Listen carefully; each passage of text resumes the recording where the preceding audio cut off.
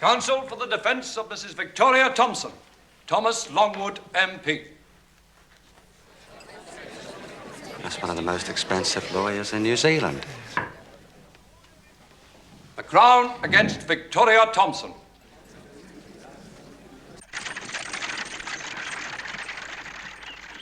Perhaps this is the way my story began. Perhaps this is the way I came to be here, awaiting my judgment. I've imagined it many times, the different ways it might have been.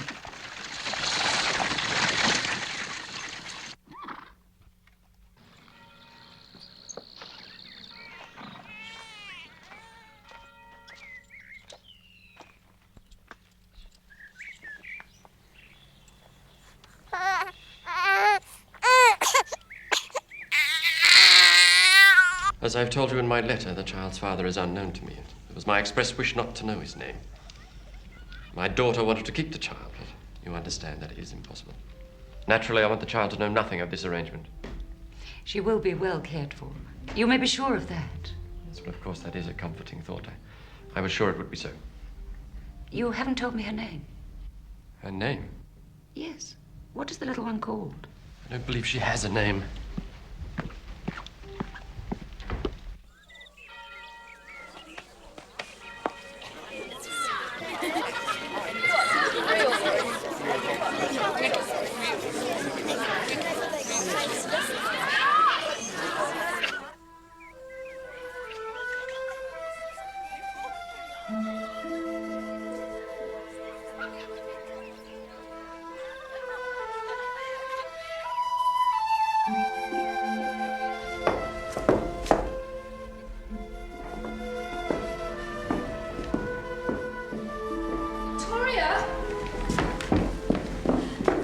Somebody's here to see you.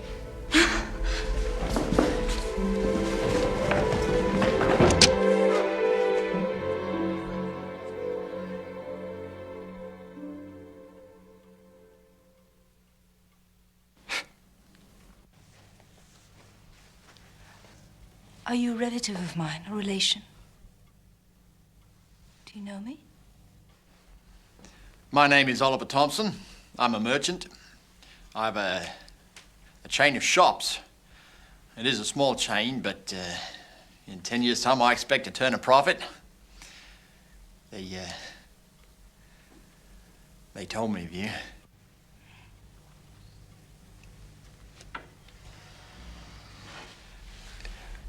Won't you,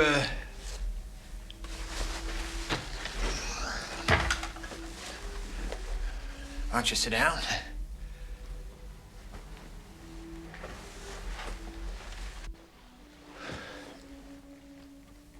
Victoria, have you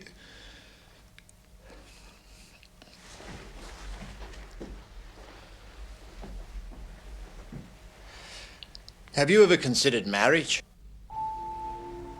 In sickness and in health,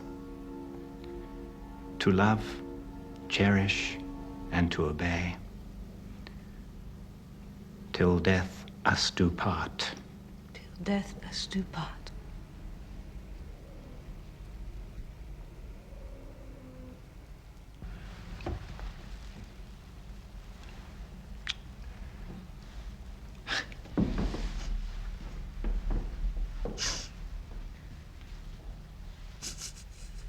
I'd never pictured myself as a bride. When the matrons arranged this marriage with Oliver, I was determined to do my best, for we had been taught that it was a woman's end to be a wife. But I was shocked to learn that although I was wed, I was not yet free.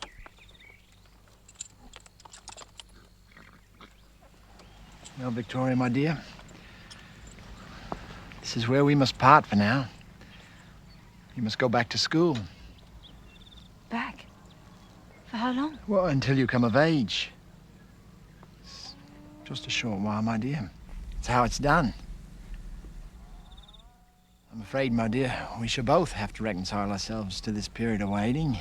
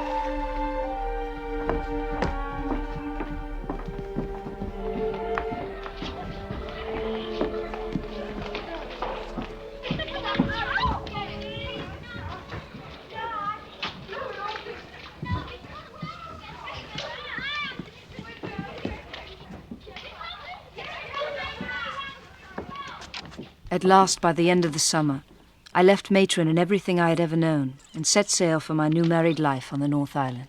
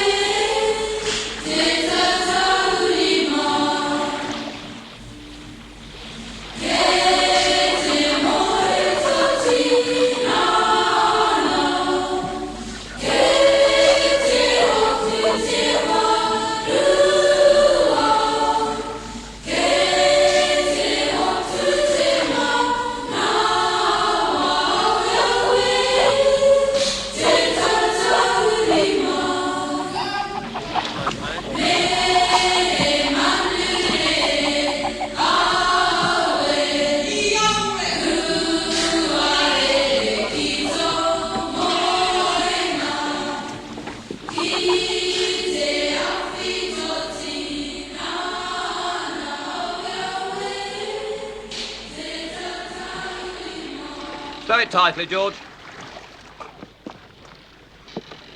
You never been to the North Island, ma'am? You travel to join your parents? No, I'm going to my husband. My new husband, Mr. Oliver Thompson of Tamman Grove. The town has grown of late. I don't know the place very well. Nor do I. I've only met Mr. Thompson twice. Enjoy your stay, ma'am.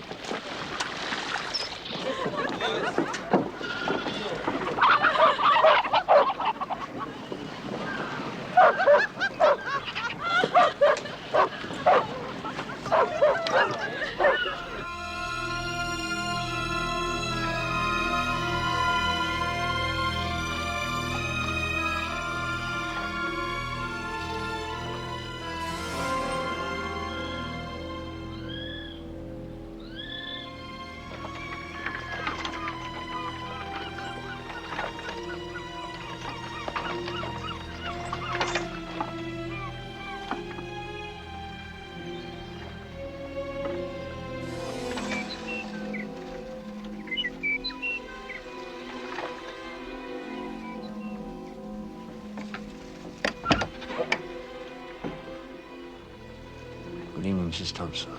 Good evening.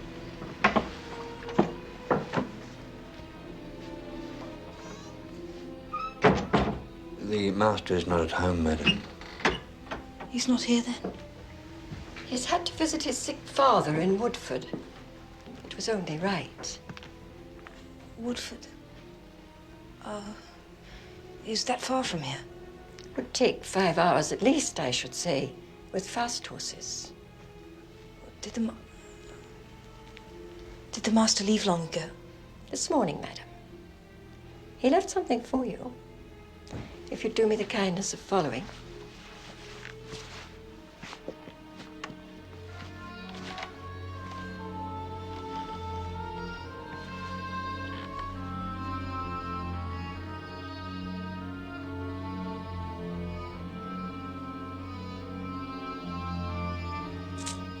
The master likes to save a penny.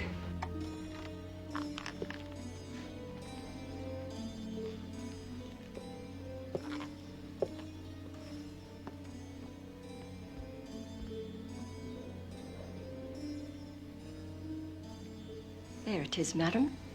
A present. He was sorry not to be here.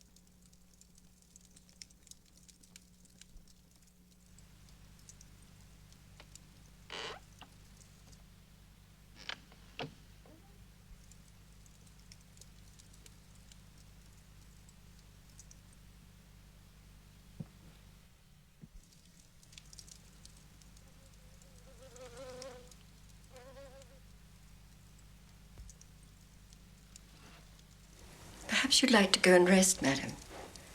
You must have had a tiring journey.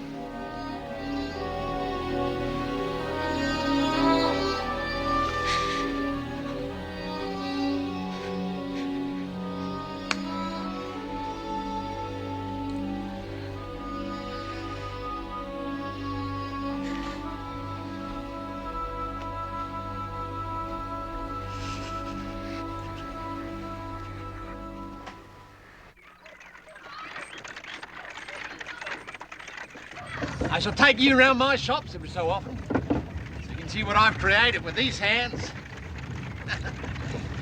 And I've given up my life to.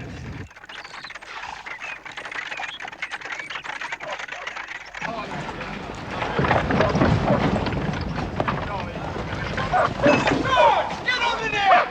Come on!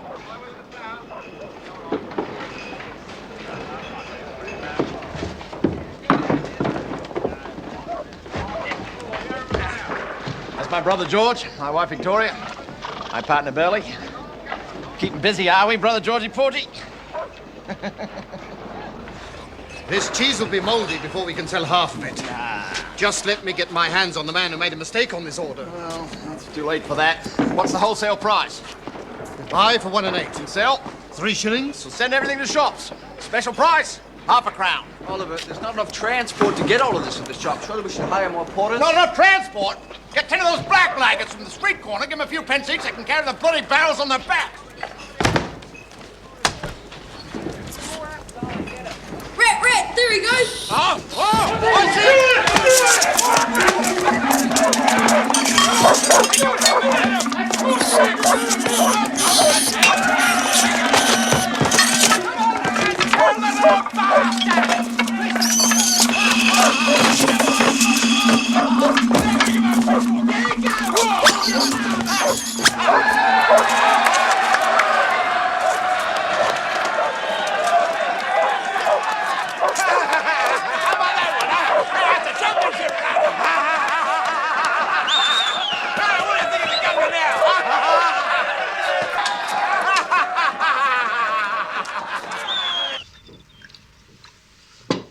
Well, you were very happy there.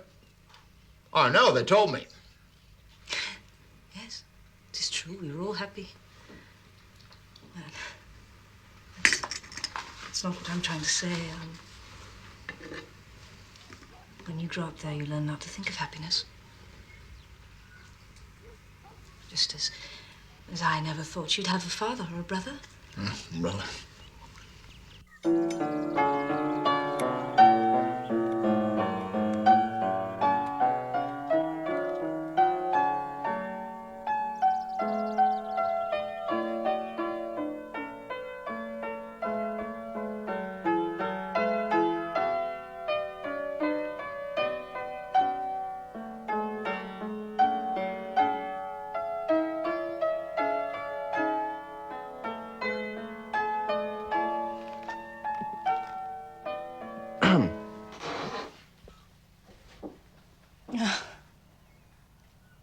Has Oliver arrived? He asked me to tell you he'd be along later.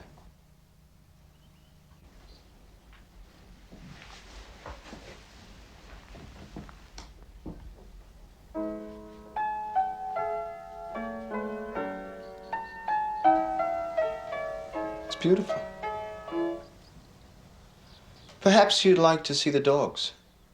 I was going to feed him. Oliver's very proud of the puppies.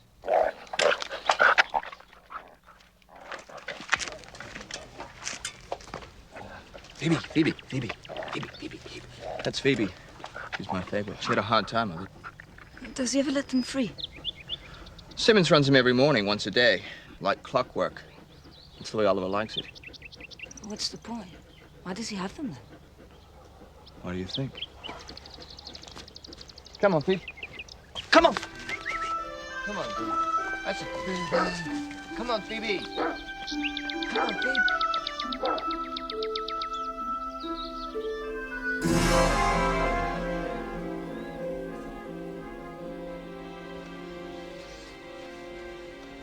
Is that screen still necessary, my dear?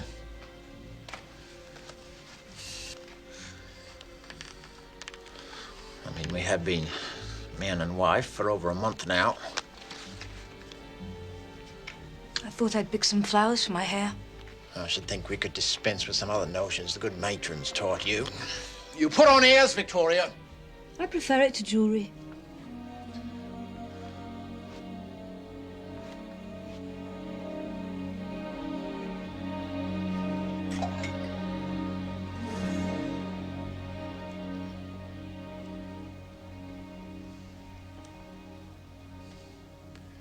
Victoria,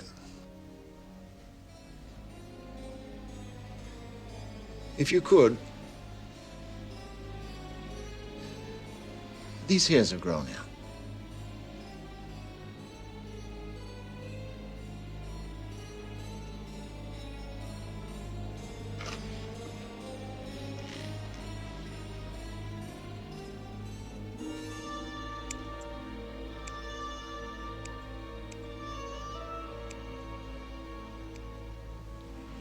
Did this before I came? I went to the barber's more frequently then. Why don't you go frequently now? What a fine lady you are, Victoria.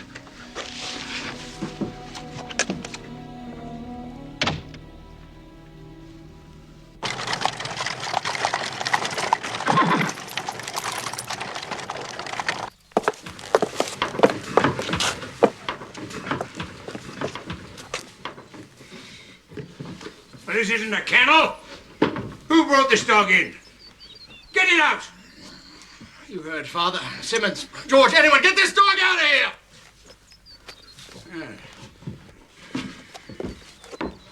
Victoria's is my father, Mr. Thompson. Uh-huh. I think it's time to send Bernie down to Christchurch. Have him open the next store. Tired of working with him anyway.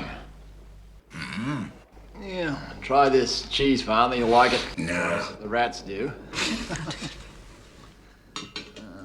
I read a fine joke in the newspaper yesterday. This one gentleman wants to challenge... I don't know what sort of customs you are used to, Mrs. Thompson, but in our family, we like to show some respect for old age. Thank you. Right, so... Yeah? He wants to challenge another one to a duel. See, so he says to him, I'll trouble you for your card. Says the other one. So, Victoria, get the bloody door. Shut the... It's all right, George. Sit down. Sit down, George! What's that? What did he say? Yeah, right. So, he says, I'll trouble you for your card. And the other one says, so that you can put it on your mirror in your drawing room and boast that you have gentlemen visiting you. Visiting you. Visiting Tom. Oh, yes. Don't you think it's funny? Boast that you have gentlemen visiting you.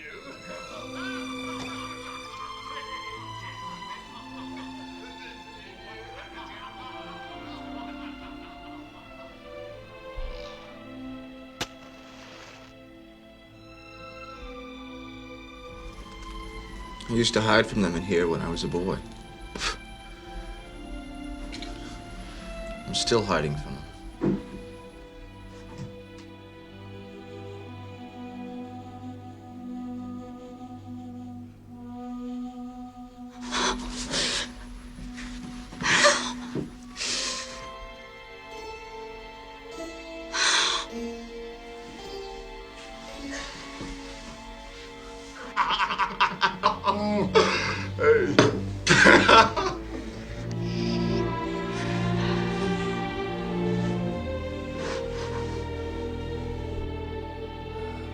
They're not going out in this wet.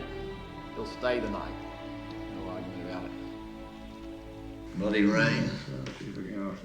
Paddock will be knee-deep in mud in the morning. Last time it rained like this, dogs were brown from head to tail, not a spot of white on them. Wow. Took Simmons about a month to get him clean again. Never give him a bath to a big beast like that. Now, you best be off, son. Got work to do tomorrow. We shall bid a fond farewell for you to, Victoria, whatever her name is. He's probably retired to bed with a book, if I know my wife. And I believe I do. Mrs. Simmons! Yes, sir. Find out what the mistress is doing. Ask her to come down. The mistress is not in her room, sir. She's what?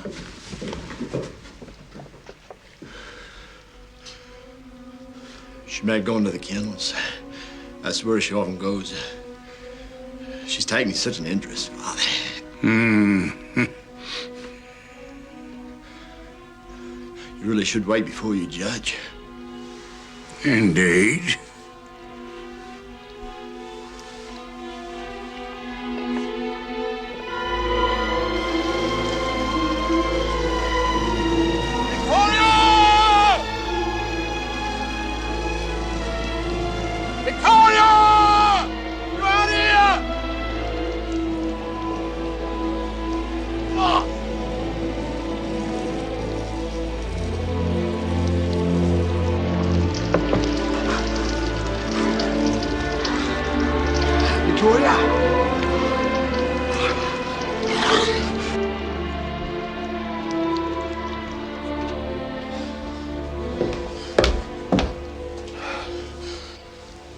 She's not there. She's nowhere in the house. You're not worried, surely? She'll be back. She'll get cold and wet, like you are. Come back repentant. She doesn't know anyone in the area. I think you treated her too roughly. Ah. A little lesson won't do her any harm. You don't know women, son. They're all the same. All of them. Except in your mother, of course. Lord have mercy on her soul. What was I saying, Emmy?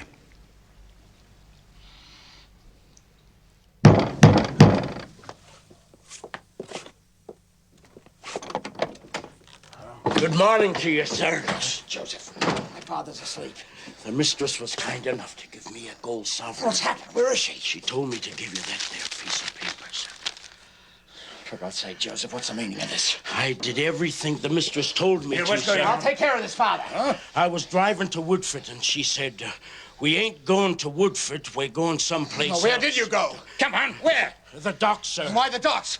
I'll shake the living daylights out. Why the bloody docks? Don't hurt me, please. She gave me a gold sovereign and told me to give you that there piece of paper, sir. What is it? What is it? It's a pawnbroker's receipt. She's pawned the horse and carriage for £100. Ah, I warned you about making this Oh, arrangement. father, be quiet! All we can do now is find her. Here. Right here.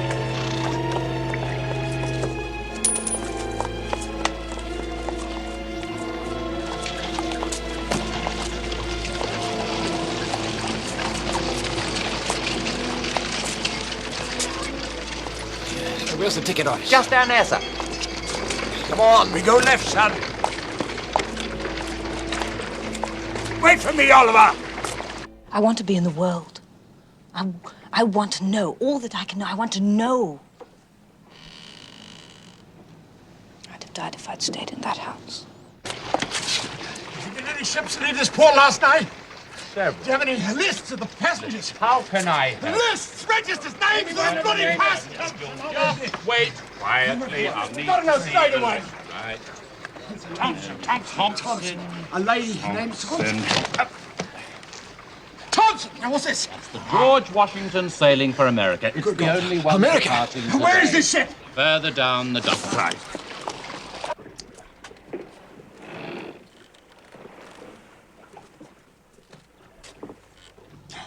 Why did he come for me, though? How did he even know that I existed? You kept all that a secret from me. I felt helpless.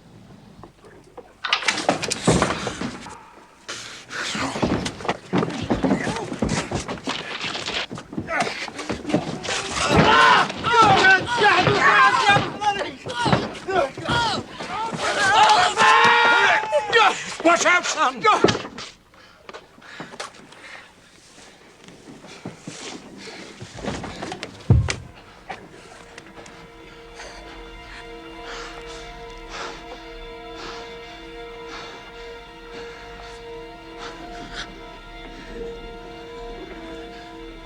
You killed him.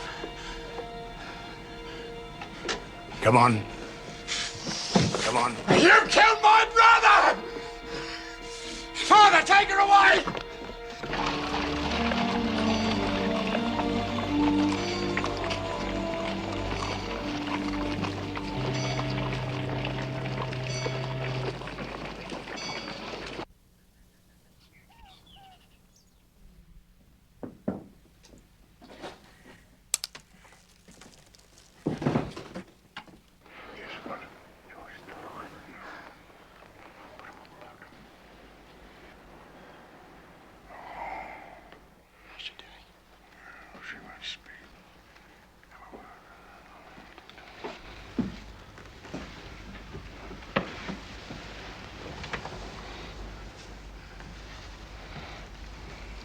It's all over. I've taken care of everything. Cost you a pretty penny. Luckily, the ship was about to sail. His body is...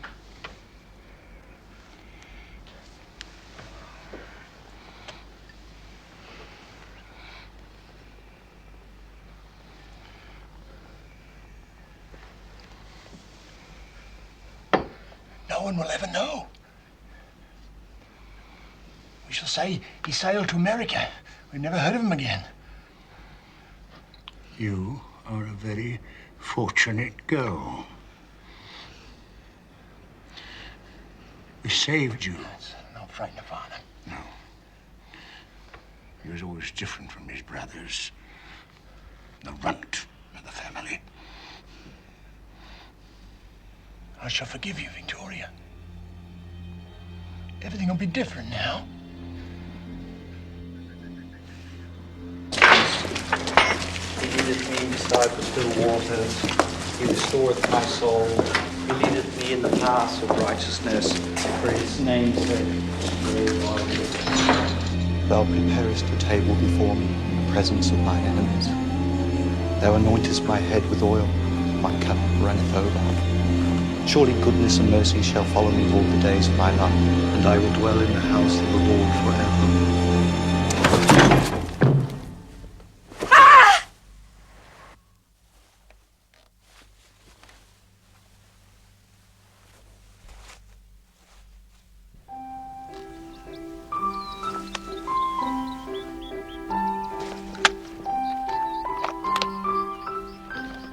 Gotta cook this plate in. All right, you can handle that.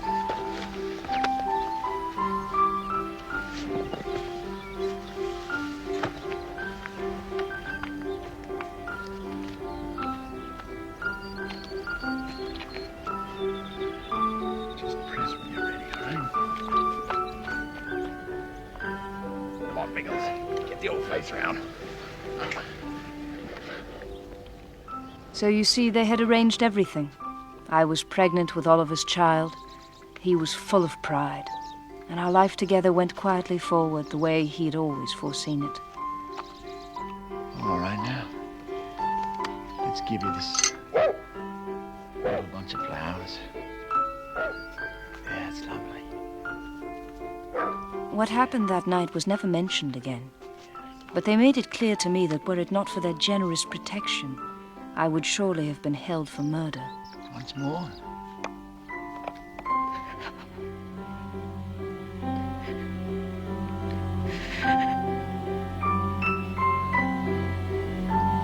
I'll do it again, my dear.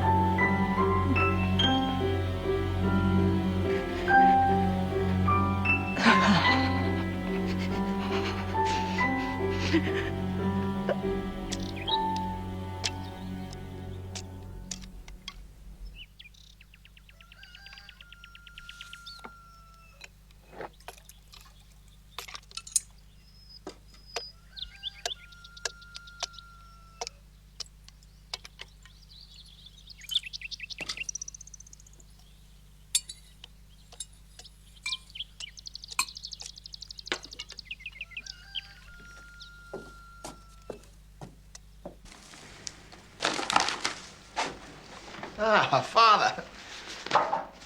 What do you make of that?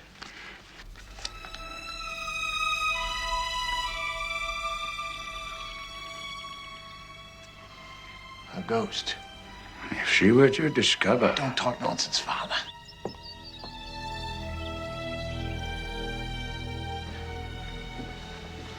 She believes he's dead. I hear her screaming asleep. You must destroy it, of Don't course. worry, Father.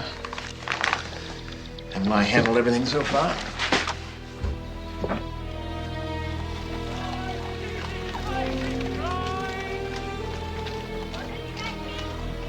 Do you want any matches? Do you want any matches? Do you want any matches?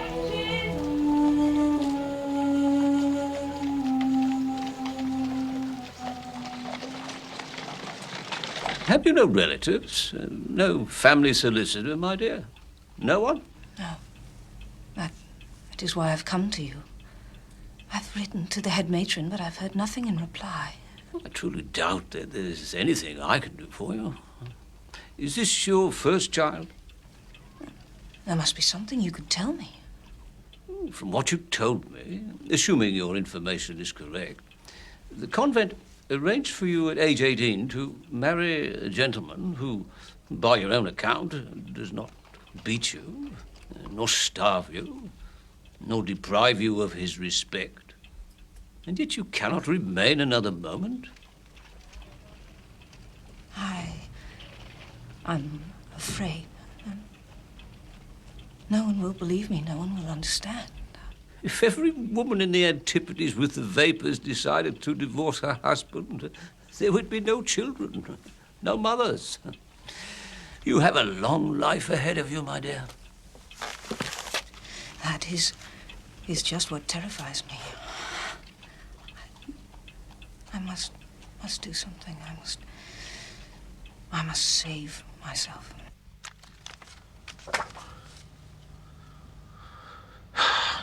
And she went in? Like I said, sir. She went in and stayed in. Rather than having 2 hands or 2 feet to be cast into the everlasting fire. And if thine eye offend thee, pluck it out and cast it from thee. Beloved brethren, let us recall that we are all one body, the body of Christ, and all those near to us are members of that body. Blessed in the Lord, let us look round with great attentiveness, for the eyes and the hands of the devil are everywhere. A fine preacher.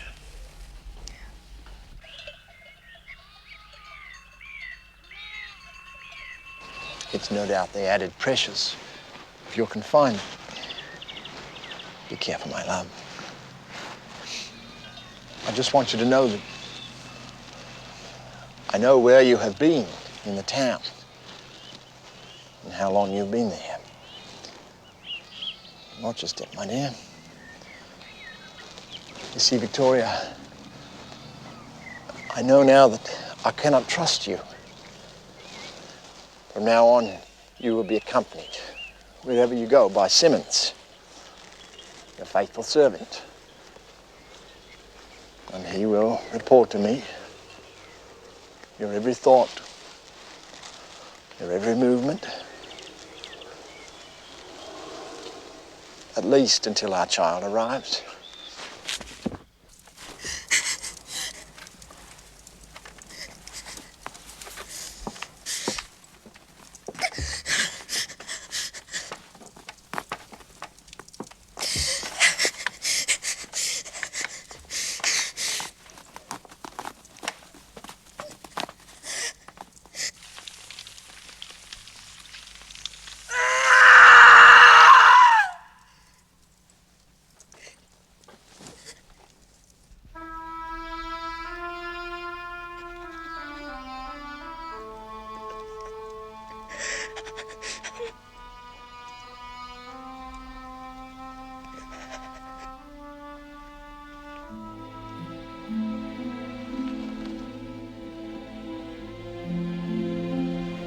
Yea, though I walk through the valley of the shadow of death, I will fear no evil, for thou art with me. Thy rod and thy staff, they comfort me. Thou preparest a table before me in the presence of mine enemies. Thou anointest my head with oil, my cup runneth over. Surely goodness and mercy shall follow me all the days of my life, and I will dwell in the house of the Lord forever.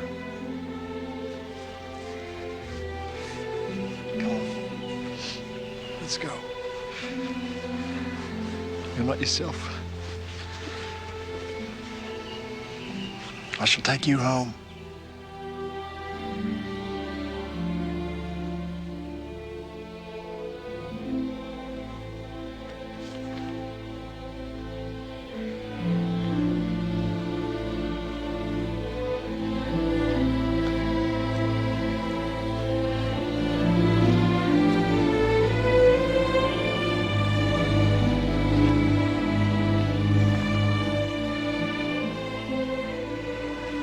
Why didn't it happen to me what happened to that child? It's better to die in a mother's womb than to live and never see her. God has cursed me now. God would never judge you for this.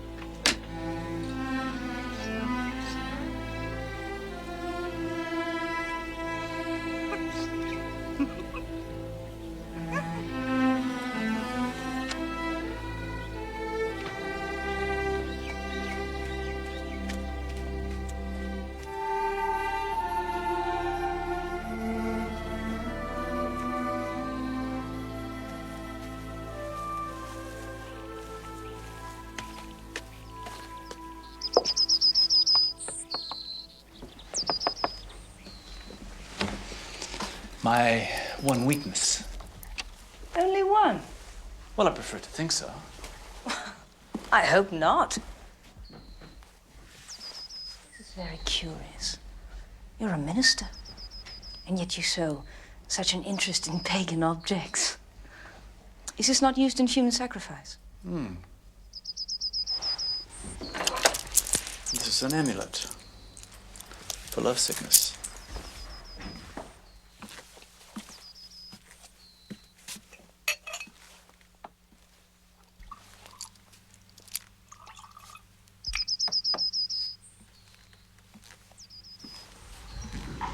Would you like something to drink?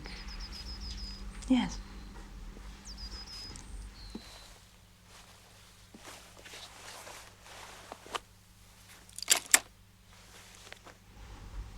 I think I shall let you wait on me.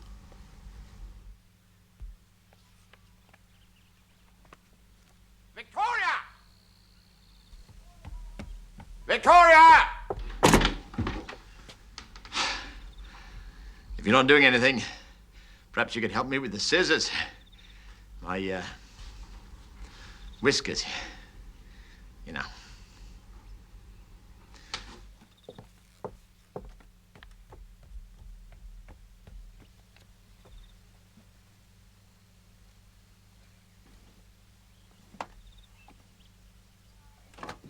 Where are they?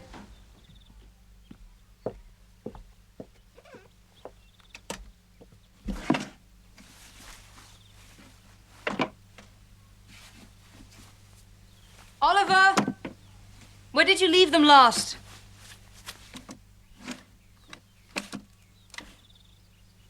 My dearest friend, after all I had suffered and believed for months, you cannot imagine my profound shock at what I was to find that day hidden in Oliver's drawer.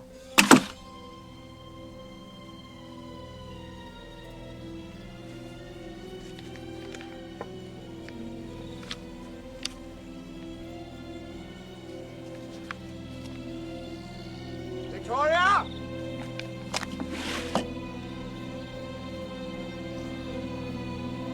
Victoria! Coming!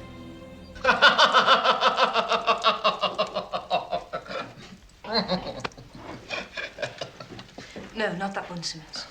Reverend Wilson's are in the other box. Yes, ma'am. Yes, try one of mine, Thompson. Huh? Why? Thank you. Don't mind if I do. It's an improvement, you know. I had them sent from London. Oh, quite right. Always get the best, I say. But I was thinking more about our supper.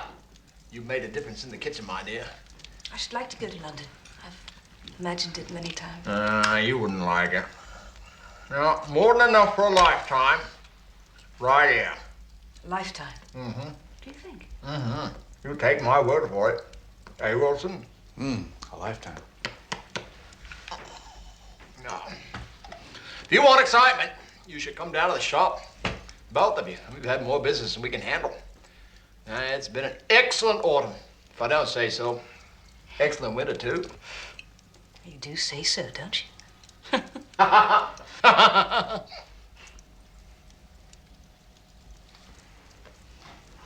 Someday, perhaps we shall have that holiday I mentioned to you. Perhaps we could go to the cottage. Oh, no. Too busy at the shop right now. Well, later, then. Perhaps we could all go.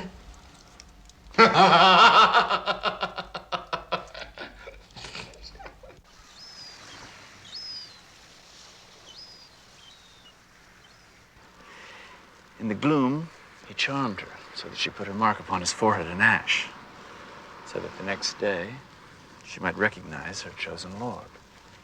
Well, if he was so charming, then why would she not recognize him, whether he had a mark or not?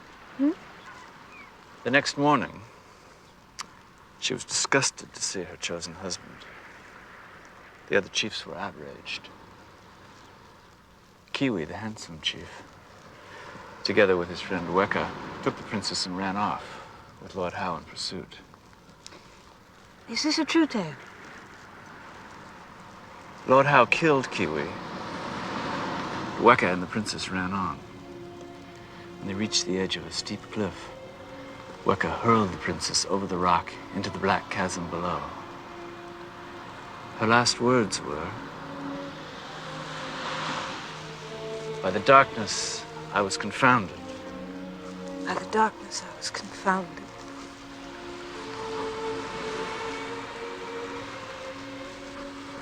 It's not a true story, to answer your question. A true feeling, but not a true story.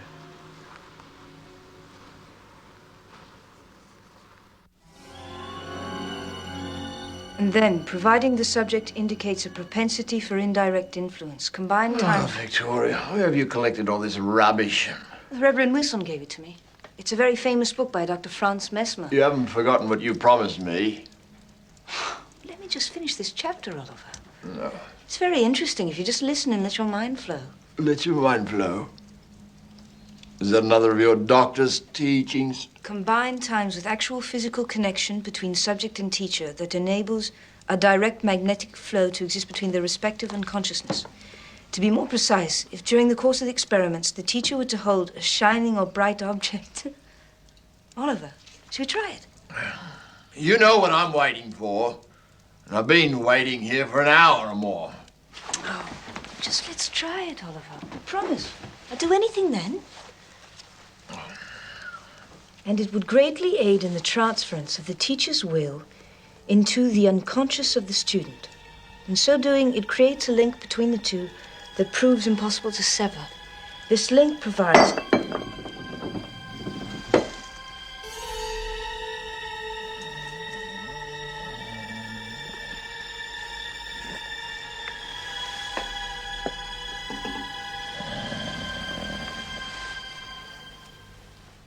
Victoria's been reading to me from one of your scholarly books, Wilson.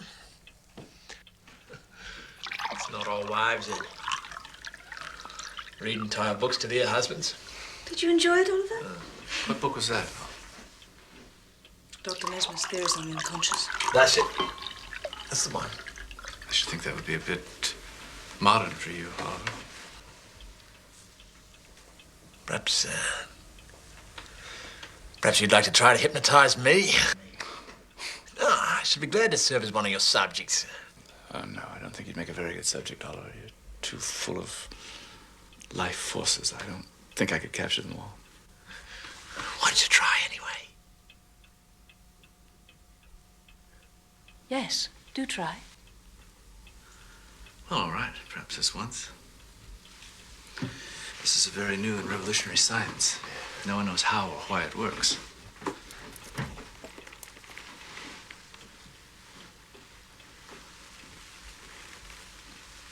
Too little is known of its effects.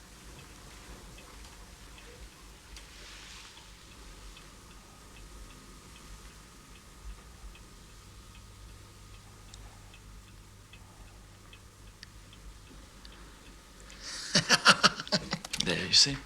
I warned you, you're too strong. I shouldn't think you'd say that about me. Wouldn't I? Do try.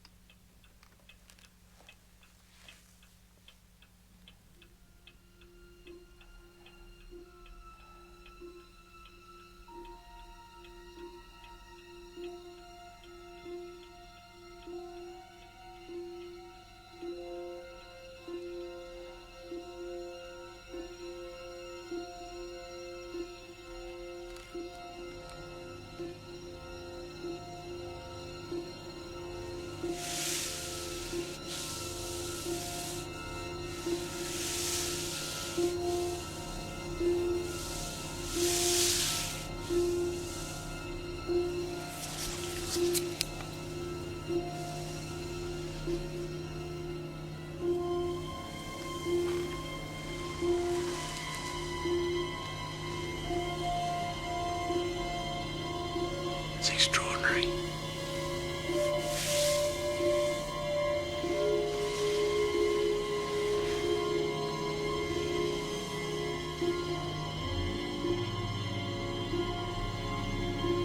It's amazing. What'll happen now? What do you want to happen? Do you want to kiss her? Victoria?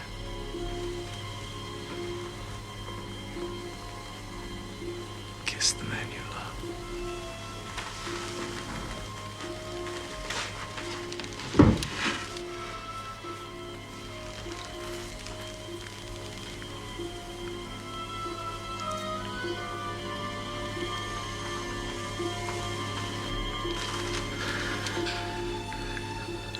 Should we ask for more? No, don't. You can retire if you like. I shall stay with Victoria for a while. I must break the trance then. Surely you don't think her husband is unable to take care of her adequately? That's hardly the point. Wilson, she's my wife.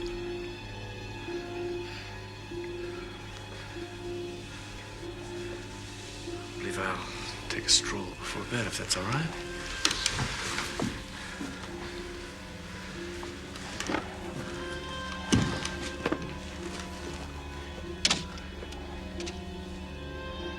Victoria, my dear, I've always longed.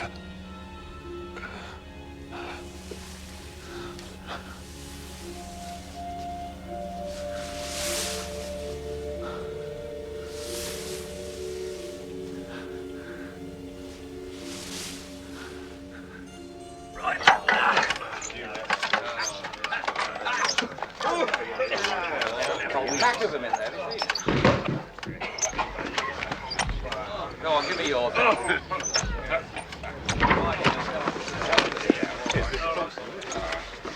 Mr. Thompson. Come harder!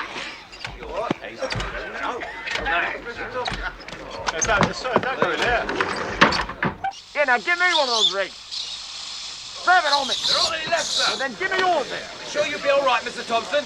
Never you mind about me, mate. I want to be in on this. What's wrong? Yeah, now how do you work? You just light it, sir. Go on, light it.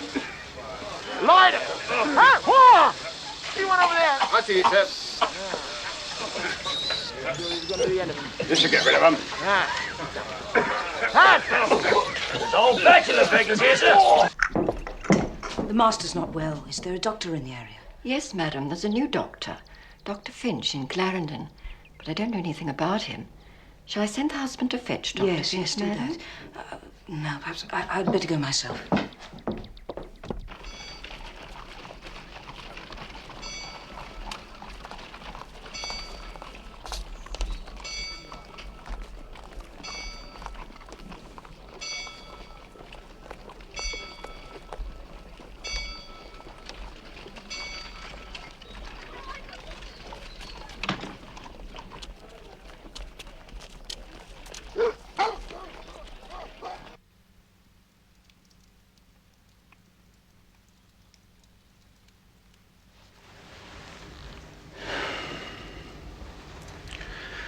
I'm awfully sorry, Mrs. Thompson, but would you mind if I had a private word with your husband?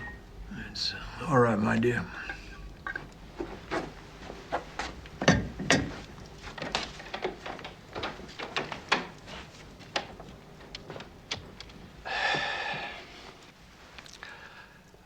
I must ask you a rather personal question, Mr. Thompson. For the sake of your health, I would be grateful if you answered me honestly. Please bear in mind that I am a physician. Fire away. Have you ever, or rather have you in the recent past, had the misfortune to catch a man's illness? You see, there are symptoms of poisoning, probably by mercury, which, as you know, is used to cure venereal disease. Doctor, I've never been down with any illness in my life. Man's or otherwise. You have my word. Well, my diagnosis is poisoning. At this moment, I cannot establish the cause, but fortunately, the state of illness is not serious. The medicine I'm prescribing should set it right very shortly. I assume you've told Dr. Finch about the rats, Oliver? The rats? Yeah. In my storeroom. Hundreds of them. I brought in some men to get rid of them.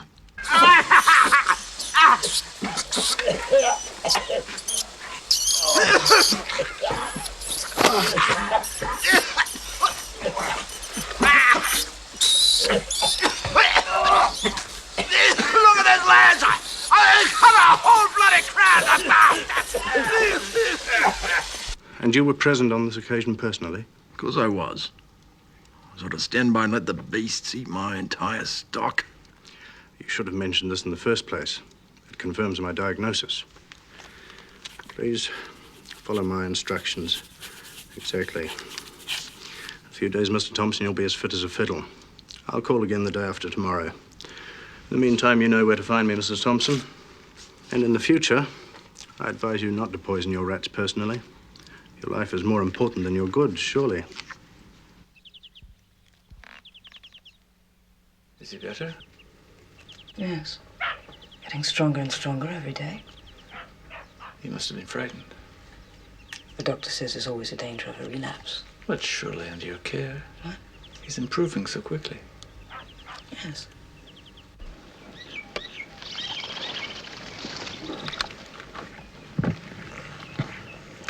Perhaps this is too tiring for you. Simmons could push this bloody chair. It's good exercise. It seems we spent the whole month indoors. Well, I'm taking steps to make it easier. I've asked my father to come stay with us. Your father? Be good company. But do you think it wise? Well, You're not strong enough. well, he's grown very fond of you, my dear. He'll come here as soon as his affairs are settled. I'm looking forward to it. If we were to go away, if we were to travel, he'd be alone in a big house. No. Don't you worry, my girl. You've done enough. You seen how big the puppies are grown? I shall put them out to stud this spring.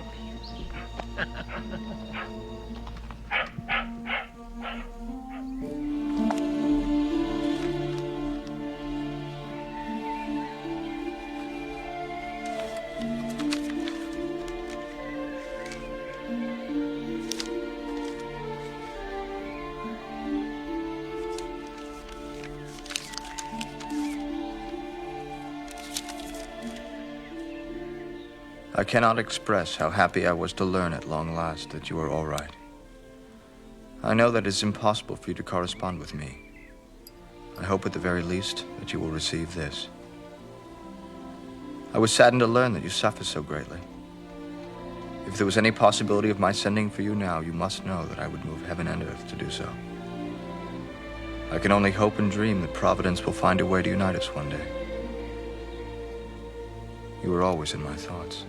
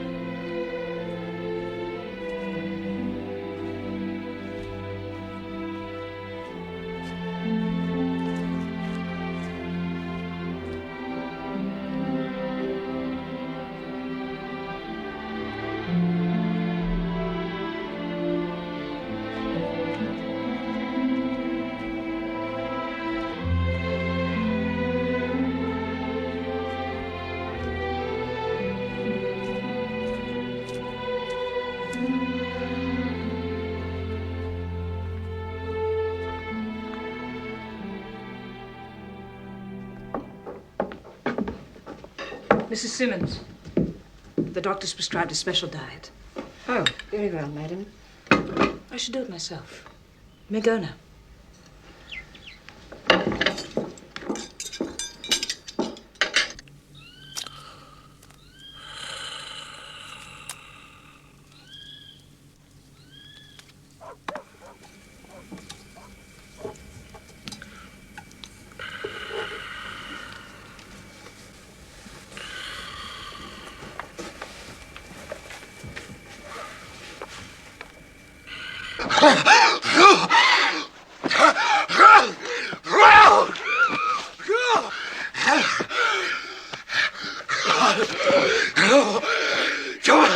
I felt them bite out my throat. I shouted and screamed. I couldn't move. And they bited me more and more. I was suffocating. You got to help me, doctor, please. It's quite understandable, Mr. Thompson. You've had a sudden high temperature. Such dreams are quite normal. Save me. I was better, but now I'm weaker every day. Life is losing its grip on me. Please don't worry, Mr. Thompson. It's just a temporary relapse. It is unexpected. These things happen. My teeth are loose. My gums are bleeding. You haven't been poisoning your rats again. I swear it, Doctor. I've never been ill in my life.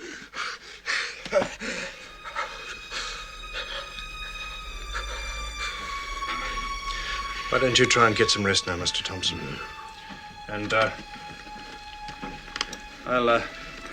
I'll leave you another prescription,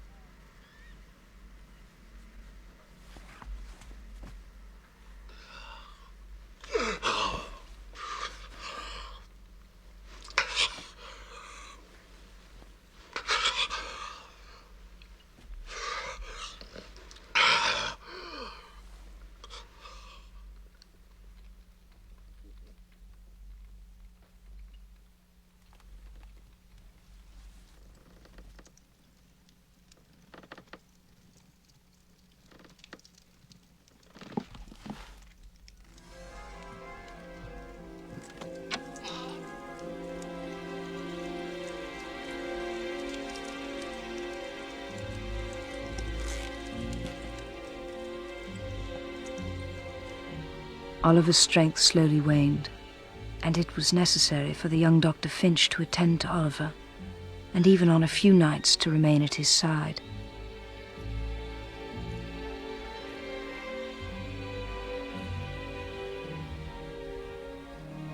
One night, as I watched from the window, I knew the doctor was puzzled by Oliver's lack of response to treatment, but I knew that I alone had the power to comfort Oliver, to calm him, to make him sleep.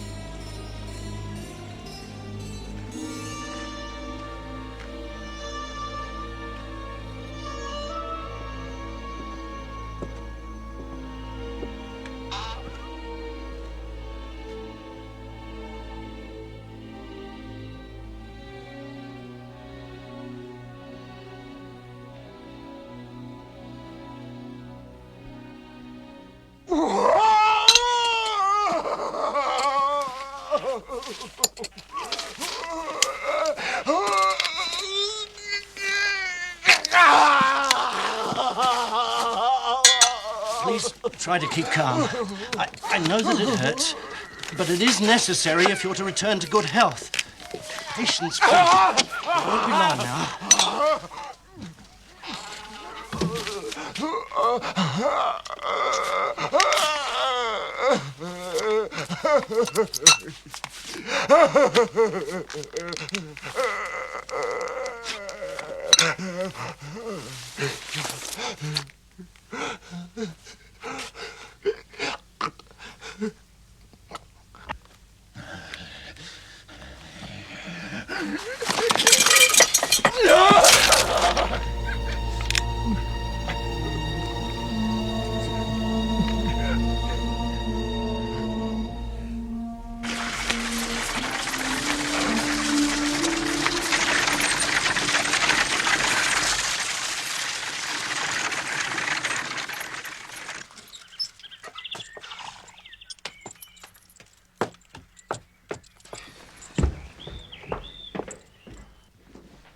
Please accept my deepest condolences. I'm truly sorry.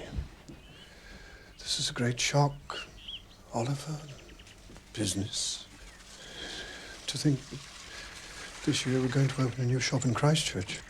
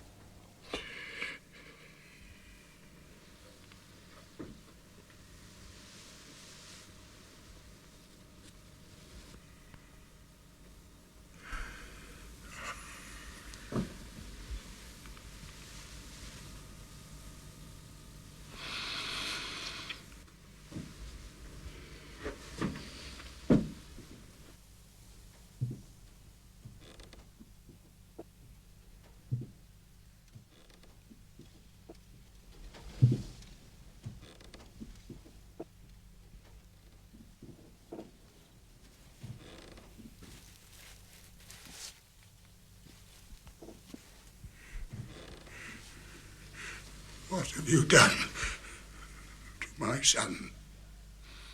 Eh?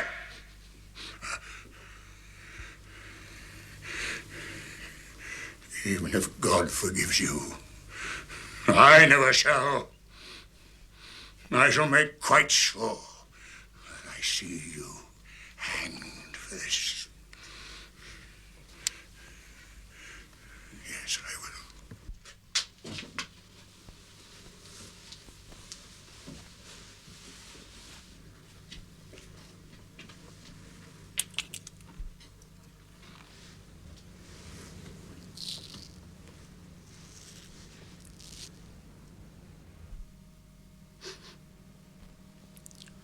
This is odd. The lamp, lower the lamp. Good God. Chloroform.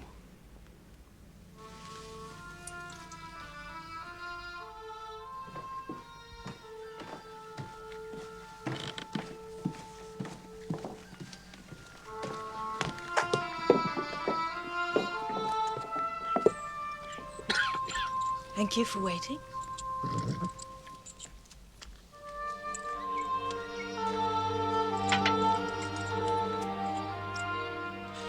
And so, dear George, they came for me that morning.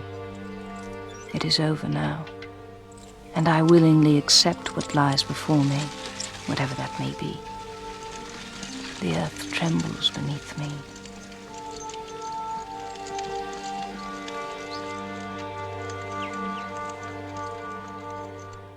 If I had not stepped in when I did, there was every likelihood you would have been detained without bail.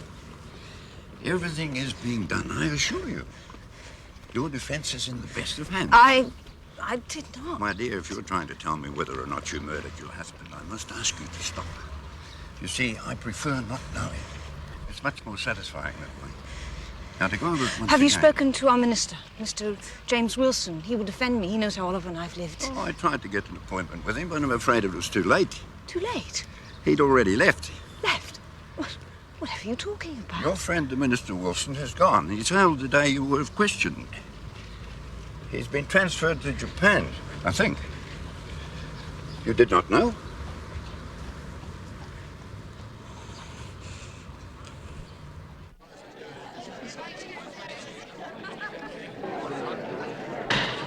Order in court. The Crown against Victoria Thompson. But can you say what was the subject of their conversation? All I heard was the Minister Wilson laughing. That was just as I went past the door.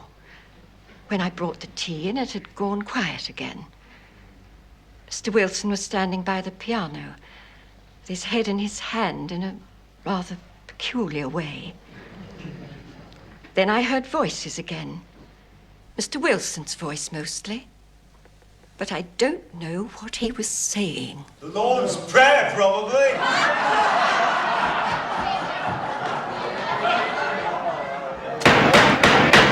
Moreover, even the smallest quantity would cause damage to the windpipe. And there is absolutely no evidence that chloroform passed into the stomach. The throat of the deceased was not damaged. And yet your examination showed an enormous amount of chloroform in the stomach of the deceased. I cannot give an explanation of this fact. Neither I nor my learned colleagues. I'm sorry, but there simply isn't an explanation. Surely, though, an explanation must exist, Doctor. If one excludes supernatural forces. It would please us if you kept to the facts, Doctor, not supernatural forces.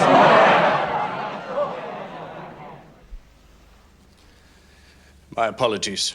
Did you notice the presence of chloroform at any time in the house of the deceased? Yes, I saw a bottle of chloroform there. But there were other chemicals and disinfectants, too. Used in treating the dogs, as I recall. And could you state how much chloroform was in the bottle that you saw? You're a doctor. I can tell you the truth. When Oliver fell ill, he began to behave very strangely to me. It was beyond my power. He was so frightening, and his mouth. The Reverend Wilson, he's a good friend of mine, of ours. We love each other like brother and sister. I asked him to get me some chloroform so that I might quiet Oliver when he got to insist. Quieten him? How? I applied a drop to his face on a pad of cotton wool. It always sent him to sleep. There was no harm done. Do you have the bottle?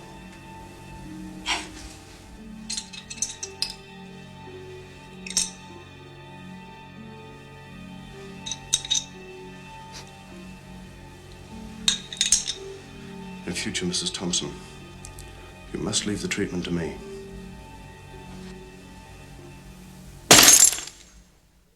As far as I can recall, there were some 4, possibly 5 fluid ounces. Certainly more than half the bottle. And where is this bottle now, Dr. Finch? It was dropped and broken.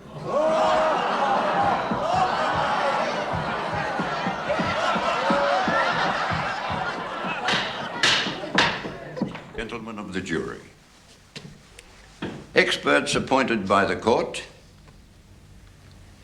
experienced physicians, have informed us that medicine cannot explain how a poisonous substance could have found itself in the stomach of Mr. Oliver Thompson. We live in an enlightened age, so we are bound to listen to what the wise and learned have to say. And what they have to say is the following. We do not know how Oliver Thompson died. And if, gentlemen, we do not know this, how can we possibly give the blame for his death to a frail woman?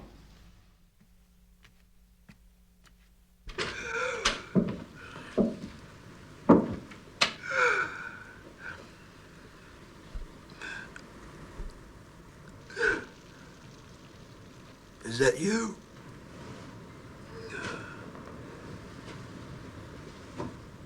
Yes.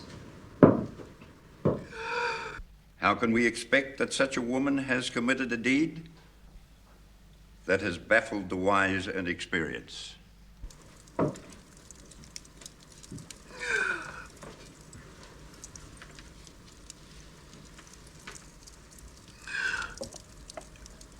Read to me.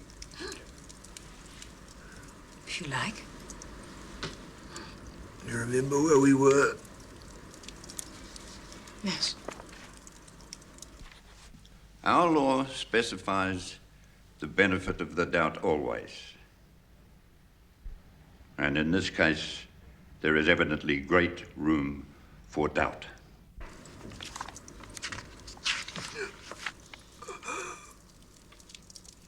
Lady Maida is a gliding woman. Years ago, when a tall girl at a boarding school, she was informed by the drilling master, an ex-Jaeger, that she was a gazelle. He meant a giraffe, and she owed the compliment, if it was one, to his imperfect knowledge of English. It is an axiom, I believe, among polite lovers that nothing is so effective as an unintentional compliment. Herr Wenig's unintentionality, as he would have called it, was most effective. The gazelle, Miss Spoffkins, forthwith set herself to study and imitate the habits of her namesakes. She applied for information. She was not unsuccessful, and in due time glided into matrimony with Sir John Maida, a gentleman who had been baroneted for some excellence so deep that it was altogether beyond the vulgar ken. She is wont to boast of having been married just out of the schoolroom, and there is still a boarding school flavor about her. Lady Maida, née Spoffkins, is always almost a lady. She is now gliding about in society with 2 daughters.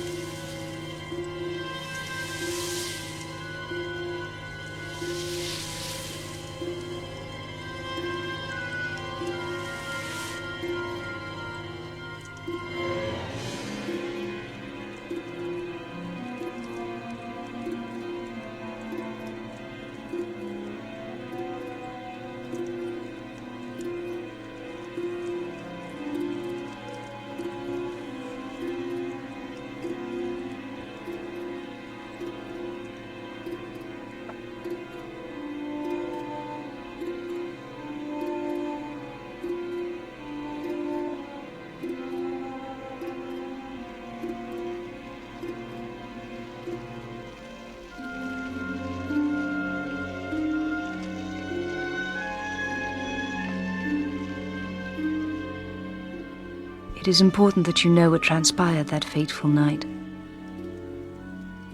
Oliver sank into a deep trance easily, for the hypnosis was now our custom. While in that state, I gave him chloroform. He swallowed it all, without a moment's pain.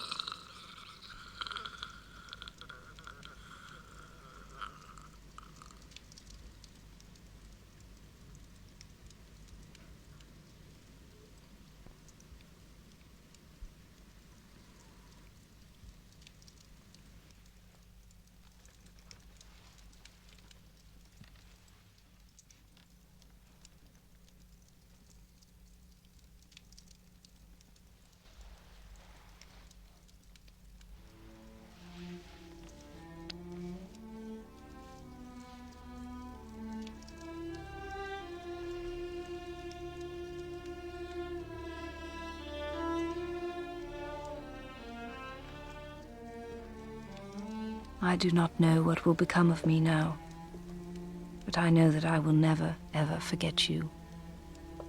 I remain your servant, Victoria Thompson.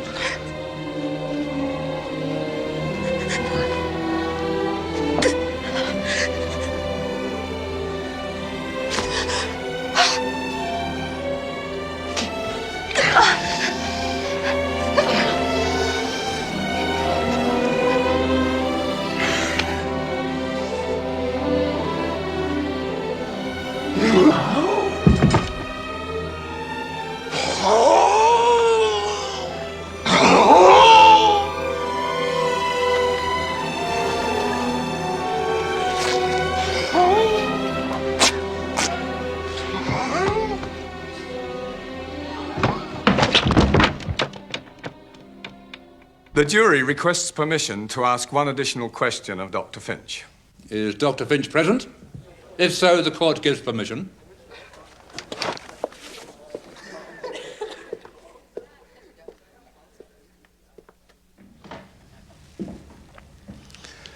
Doctor, if the chloroform were applied to the deceased against his will, by force, would it leave traces? In my opinion, yes. And no traces were found? No. Absolutely none. We have no more questions.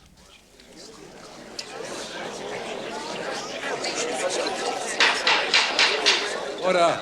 Gentlemen of the jury, have you considered your verdict? We have, Your Honor. Do you find the defendant, Victoria Thompson, guilty of the crime imputed to her, or nay? Not guilty.